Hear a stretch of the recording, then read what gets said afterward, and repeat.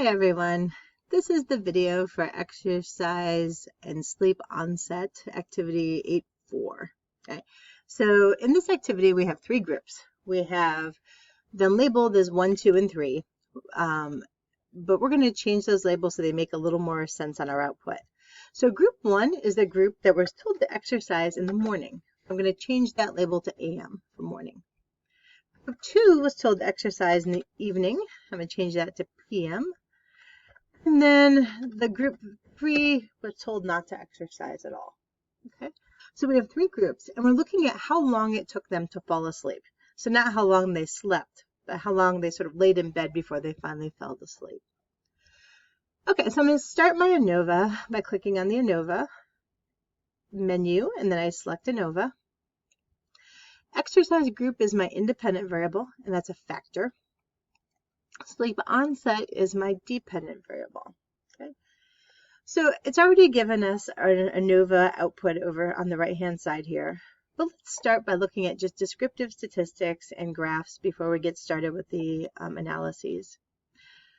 All right, so I'm going to click on additional options and move exercise group over to the right here. And I'm going to click on descriptive statistics as well. Okay.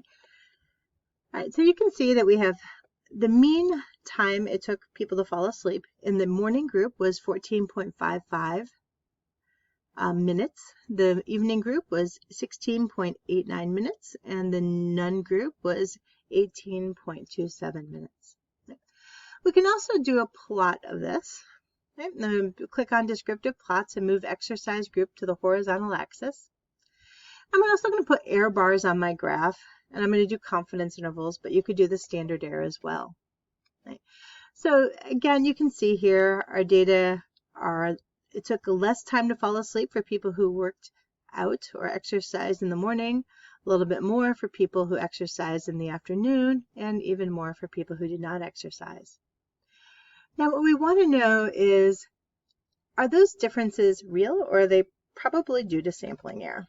Right. And so we're doing an analysis of variance. Our ANOVA is up at the top. The output is already there. The only thing that is not included there is an effect size. So I'm going to go ahead and click on the effect size before we talk about what all these things mean. So under the additional options, you can say estimates of effect size, and be sure to click on omega squared, the one that looks like a little W. All right, so with our overall ANOVA, what we're looking at is testing the null hypothesis that all three of our means are really equal to each other, that any difference we're observing between them is just there because of sampling error. Okay, so to do this, we're comparing the variability between treatments to the variability within treatments, where between treatments variability is attributed to the treatment as well as sampling error, individual differences, and measurement error. And then residual variability is just sampling error, individual differences, and measurement error. Our F is the ratio of our variability between treatments, and our variability between treatments is the mean square for the exercise group. Our variability within treatments is the mean square for the residual, or mean square error. The F is just those two values divided to give us 3.157. Now, if the null hypothesis is true and there's really no difference between the groups, we'd expect an F of about 1. Right? Our F of 3.157 gives us a p-value of 0.045. That means the probability that I would get an F of 3.157 or higher if the null hypothesis is true and there are no methodological flaws with the study is p is 0.045, right? Which means that's a pretty unlikely outcome. Okay, so interesting, it doesn't tell us a whole lot. All it tells us is that, well, all three of the means aren't equal to each other, but what we really care about is which means are different from each other. Right? It may be that they're all different from each other, or only one pair of means is different from each other. Okay. So we're going to look at the post hoc tests, but before we do that, let's take a quick look at the effect sizes here. We have two effect sizes here in JASP. I have omega squared and eta squared. Partial eta squared is the same thing as eta squared for a one-way ANOVA. And these aren't terribly informative right now. I mean, all they're telling us is that the overall effect of exercise group on sleep onset, right? The post hocs are way more interesting. Everybody reports this, but the post hoc tests are really where the interesting results are.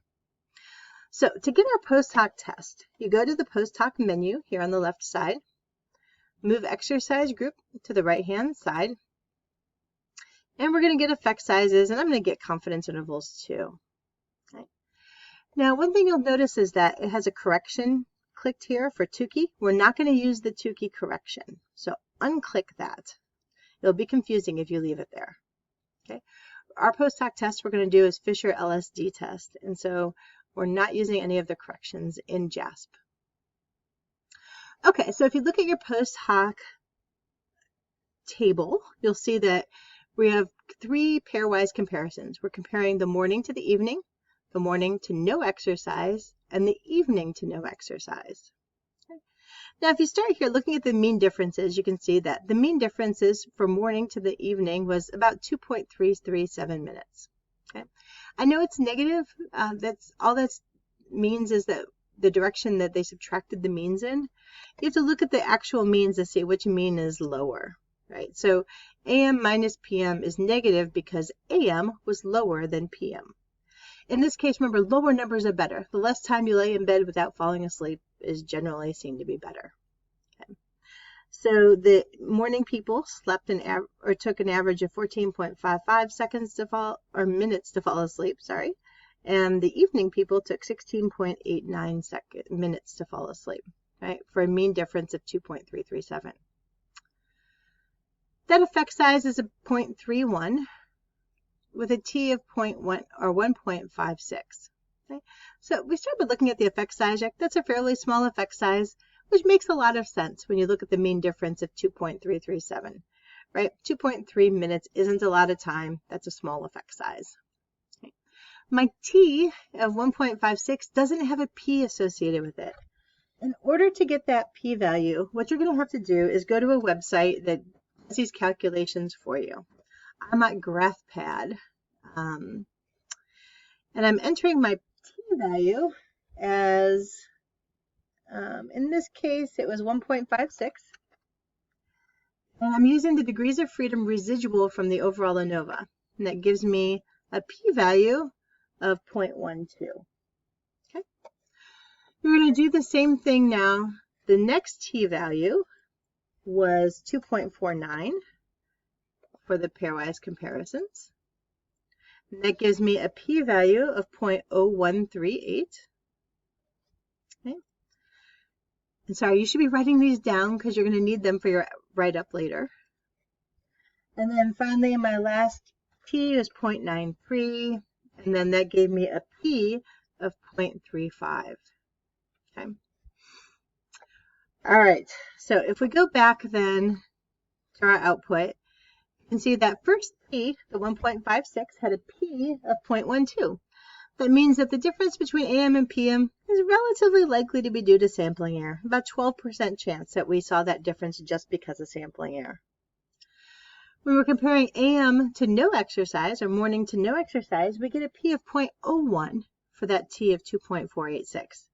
Right? So the P was 0.01, which means that's really unlikely to be due to sampling error. Right?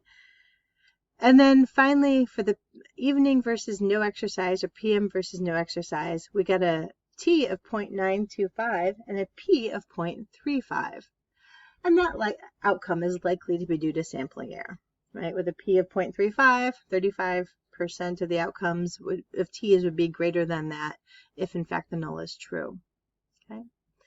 So the only outcome that we're confident in being due to sampling error, or very likely to be due to sampling error, is comparing the morning to the no exercises.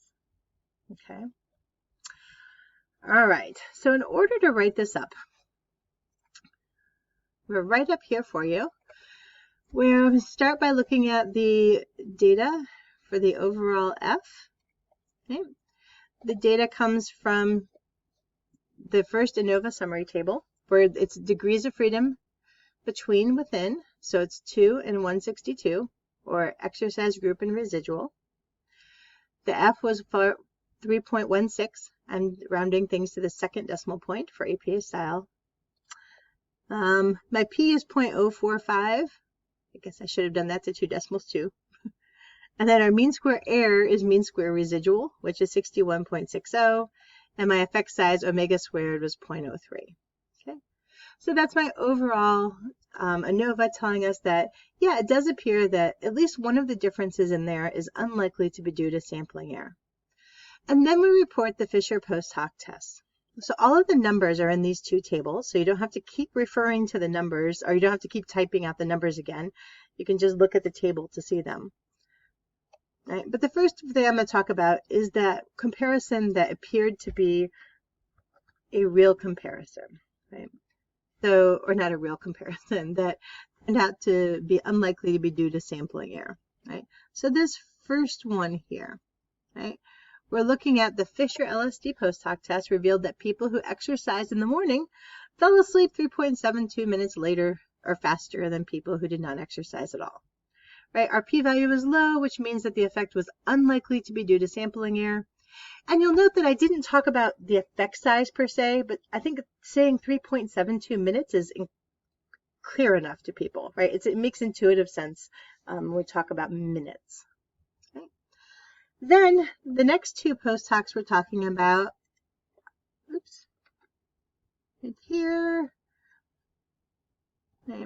Next two post hocs we're looking at is that people who exercise in the morning fell asleep 2.34 minutes faster than those who exercise in the evening.